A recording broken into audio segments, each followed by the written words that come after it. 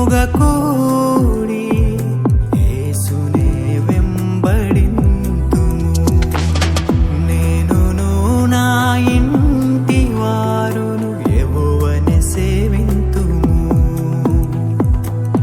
మేము ఏకముగా కూడి యేసునే వెంబడింతుము.